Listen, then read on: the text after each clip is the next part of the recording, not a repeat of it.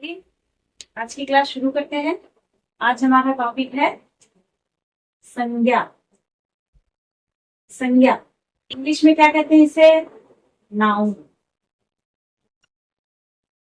एक और वर्ड बोले तो हम इसको क्या कह सकते हैं?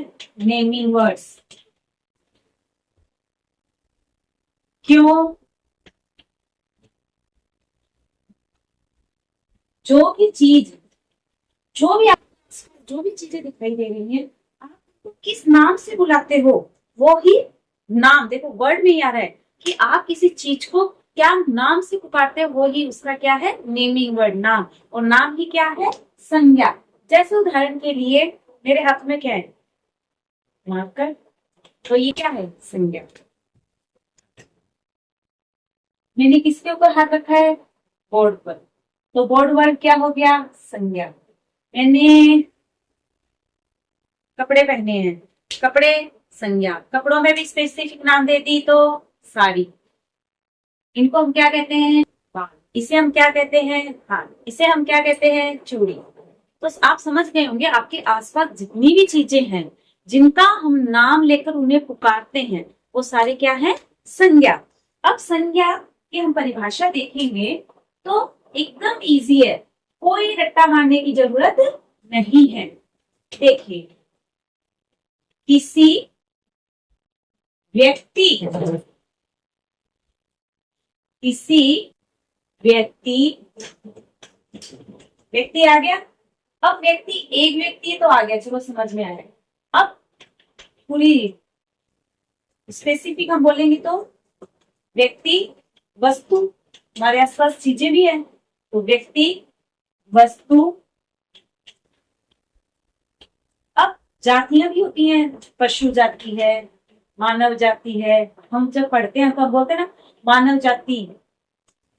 तो जाति में ग्रुप का पूरा जाति। अब स्थान, मैं कहा गया था? मैं दिल्ली गया था। दिल्ली स्थान। मैं किस देश में रहता? फर्क। तो स्थान, यहां भी हम लिखेंगे स्थान। तो कितनी चीज? किसी व्यक्ति, वस्तु, जाति, स्थान, प्राणी। प्राणी में पशु और पक्षी दोनों आ जाएंगे। प्राणी। अब भाव, हमारे मन के अंदर भी बहुत सारी भावनाएं होती हैं, उन भावनाओं को भी नाम होता है। गुस्सा, प्यार, प्रेम। तो ये सभी के हमारी भावनाओं के नाम है। तो भाव। तो वापिस देखिए, किसी व्यक्ति, वस्तु, स्थान, जाति, प्राणी, भाव, दशा, या उसको हम बोल सकते हैं अवस्था। अवस्था यानी मैं किस अवस्था में हूँ? प्रौढ़ अवस्था में हूँ। मैं किस अवस्था में हूँ? मैं बचपन अवस्था में हूँ। तो मैं बुढ़ापे की अवस्था में हूँ। तो जो ये अवस्थाएं हैं अलग अलग एज के भी, ये भी क्या है? अवस्थाएं। अवस्था के नाम को संज्ञा कहते हैं।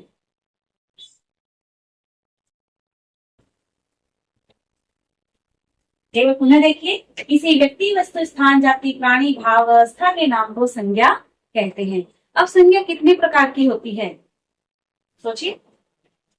इन्हीं में से हम निकाल लेंगे कितने प्रकार की है। देखो, व्यक्तिवाचक संज्ञा, स्पेसिफिक प्रॉपर वर्ड, हम किसी का नाम ले लें तो व्यक्तिवाचक संज्ञा। यदि पूरे ग्रुप को हम संबोधित कर रहे हैं तो जातिवाचक संज्ञा। और यदि हम किसी भाव के बारे में बता रहे हैं तो भाववाचक संज्ञा। तो देखा आपने, तीनों भेद हमारे सामने हैं। तीन भेद हैं, इसके तीन भेद हैं। कौन कौन से बोलिए? पहला, व्यक्तिवाचक संज्ञा।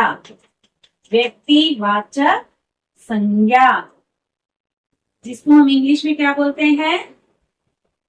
Proper noun word. Proper noun. Second one, जातिवाचक संज्ञा,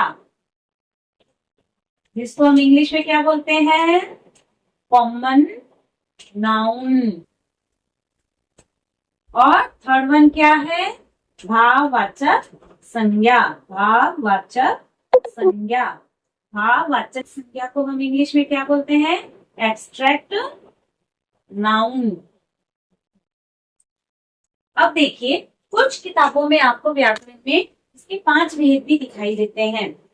व्यक्तिवाचक व्यक्तिवाचक ही है, जातिवाचक, भाववाचक, और 2 और है, एक है द्रव्यवाचक और एक है समूहवाचक। लेकिन हिंदी में हम वो जो दोनों है वो इसी में आ जाते हैं, जातिवाचक में ही। ठीक है, याद रखिएगा। अब मैं आपके सामने सबसे पहले लेती हूँ व्यक्तिवाचक संज्ञा। अभी आपको किसी को बुलाना है, आप क्या कहेंगे, मान लीजिए मैं ही टीचर हूँ और मेरी क्लास में खूब सारे बच्चे बैठे हैं, तो मैं बोलूंगी श्याम इधर आओ, तो क्लास में श्याम है तो वो ही मेरे पास आएगा। लेकिन मैं कहूंगी एक लड़का मेरे पास आओ, तो कोई भी एक लड़का उठकर मेरे पास आ जाएगा। अब पहली बात तो कोई आएगा या नहीं आएगा वो भी डाउट है। क्यों? क्योंकि वो सोचेगा शायद वो जा रहा है, वो सोचेगा शायद वो जा रहा है, वो सोचेगा शायद वो जाएगा, लेकिन कोई नहीं आएगा। तो फिर मुझे स्पेसिफिक नाम, अरे मैंने बोला ना श्याम इधर आओ, तो श्याम मेरे पास आ जाएगा। तो आप समझे ना, यदि मैं किसी पर्टिकुलर व्यक्ति का नाम ले रही हूँ तो वो ही बंदा मेरे पास आएगा। तो व्यक्तिवाचक संज्ञा। अब ये तो हो गई। आप बोलोगे आपकी स्पेसिफिक नाम आदमी में, इंसानों में, इनमें बता दो। वैसे ही मैं बोलूं मैं कल दिल्ली गई थी, तो आप समझ गए दिल्ली एक स्पेसिफिक स्थान का नाम हो गया, तो वो भी किसमें आ जाएगा, व्यक्तिवाचक में। समझ रहे हैं आप? ऐसे ही जातिवाचक, जैसे मैंने पहले उदाहरण में बोला कि एक लड़का इधर आओ, एक लड़के को मैंने बुलाया है, एक लड़की बाहर जाओ। तो इस तरीके से जब लड़का लड़की, जब कोई जाति का बोध हो रहा है तो हम उसको बोलते हैं जातिवाचक संज्ञा। अब जातिवाचक में भी जैसे स्थान के बारे में हम बोलेंगे, मैं कल दूसरे शहर गया था। अब कौन से शहर, नाम बोलो, दिल्ली गए थे, कानपुर गए थे, बॉम्बे गए थे, यानी मुंबई गए थे, चेन्नई गए थे, कहाँ, कौन से शहर। तो वो ही बात है, यदि जातिवाचक में भी हम देखें तो शहर, गांव, ऐसा कुछ वर्ड आ जाए, मेरे गांव में बहुत बारिश हो रही, कौन से गांव में। अब भाववाचक, भाववाचक का मीनिंग है कि हमारी भावनाएं जिन्हें हम छू नहीं सकते, देख नहीं सकते, केवल महसूस कर सकते हैं। तो मुझे इस बच्चे पर बहुत गुस्सा आया। क्यों आया वो लगे, मुझे इस बच्चे पे बहुत गुस्सा आया। गुस्सा वर्ड क्या हो गया, भाववाचक। मुझे इस बच्चे पे बहुत प्यार आ रहा है, प्यार आप केवल महसूस कर सकते हो, उसे देख नहीं सकते, उसको छू नहीं सकते। बाकी इन दोनों चीजों को आप देख सकते हो, छू सकते हो, लेकिन इसको आप छू नहीं सकते। समझ में आया? ईमानदारी क्या आप देख सकते हो? अच्छा, ऐसे ही बचपन, क्या आप बचपन देख सकते हो? उस अवस्था को देख नहीं सकते हो, आप केवल उसको महसूस करते हो देख के कि भाई ये अभी इसमें बचपना है, बोलते इसमें अभी बचपना है, बड़ी होगी लेकिन बचपना नहीं गया। तो बचपन अवस्था भाववाचक।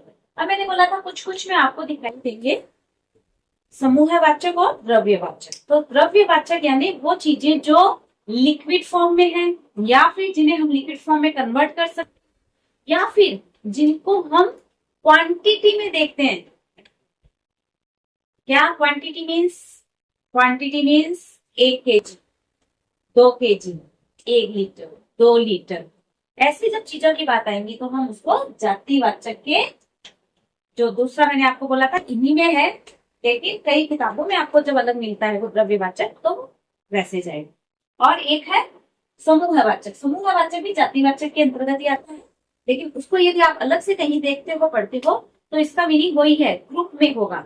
जैसे आप एक फूल को, क्या तो मैं एक फूल दूंगी गुलाब का, तो आप बोलोगे मुझे एक फूल मिला आपसे, लेकिन मैं यदि वही बंच ऑफ फ्लावर्स दे दूं आपको, एक पूरा फूलों का ग्रुप दे दूं, एक समूह दे दूं, तो आपको आज से मुझे गुलदस्ता मिला, तो गुलदस्ता वर्ड आ गया, तो वो क्या बन गया है, समूहवाचक।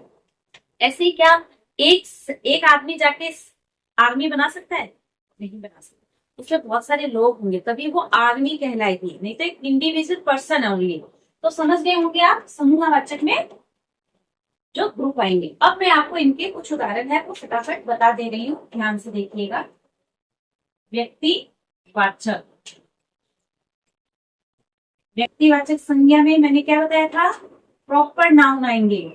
ठीक है, किसी व्यक्ति विशेष का नाम, किसी व्यक्ति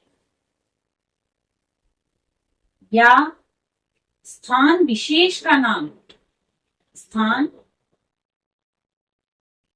विशेष का नाम। अब आप बोलो जल्दी जल्दी, कौन कौन से। लड़कियों में जैसे देख लो, राधा,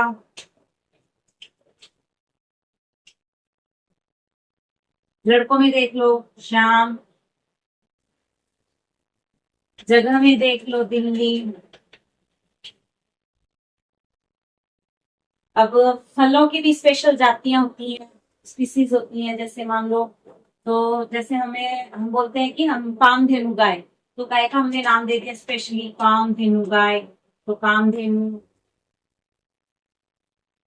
समझ में आया? आप अपने डॉगी को नाम दे देते हो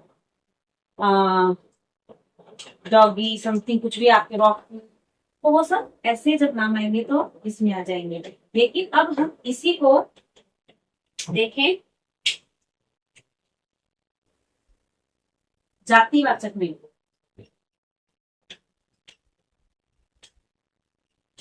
जातिवाचक संज्ञा में हम बोलेंगे जाति, जाति विशेष का नाम,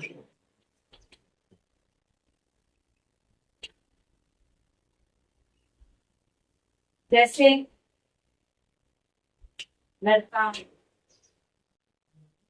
लड़की, बच्चा। अब इसमें क्या, मैं गंगा नाम है, नदी का नाम है, क्या वो दे सकती हूँ? जरूर दे सकती हूँ। फूल, तो क्या मैं फूल को एक स्पेशल में दे सकती हूँ?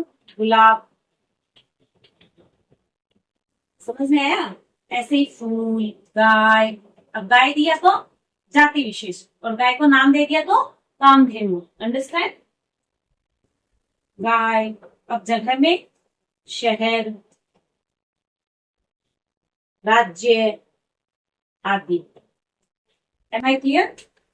नेक्स्ट है हमारा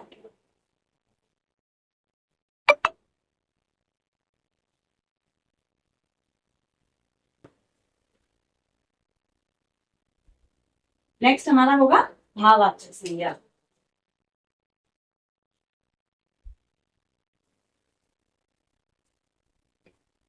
यानी भाव या अवस्था के नाम। हाँ, इसमें हम एक चीज और जोड़ सकते हैं, जैसे मैंने बोला था ना जाति, तो हम इसी में और उदाहरण में ले लेंगे। मैं बताई थी ना आपको कि जैसे मान लो सोना इसी में आ गया, लेकिन अलग से लेंगे तो द्रव्यवाचक में। चावल अलग से लेंगे तो द्रव्यवाचक में। सेना अलग से लेंगे तो समूहवाचक में। अब है भाववाचक, यानी भाव विशेष नाम या अवस्था विशेष नाम भी मैंने आपको बताया था। भाव अवस्था के जो नाम है, अवस्था के नाम है, वो इसमें आएंगे। तो बताया था आपको कौन सा? गुस्सा, प्यार, बचपन, बुढ़ापा,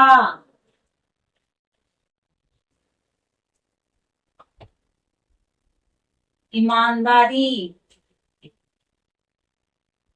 एक्सेट्रा। तो मैं सोच रही हूँ आपको ये क्लियर हो गया। तो अब मेरे आपके पास तीन सवाल है, वो आप पहचानिए और पहचान कर बताइए वो किसमें आएगा। ठीक है, 3 दो या 5 दो, कमेंट में जरूर करना है। आपको उसका आंसर देना है कि आपको ये समझ में आया है या नहीं आया है। ठीक है, चलो 5 ही दूंगी, फटाफट कमेंट करके बताइएगा मुझे। तो ये है आपके सवाल। पहला सवाल, प्रश्न 1। पहला सवाल, हिमालय किसमें आएगा, कौन सी संज्ञा में आएगा? दूसरा सवाल देश। तीसरा सवाल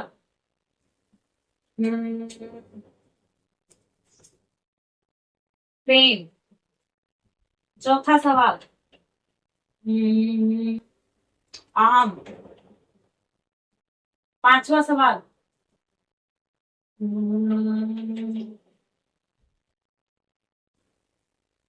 चंपा। आपको ये क्लियर हुआ है तो मुझे लाइक जरूर करें।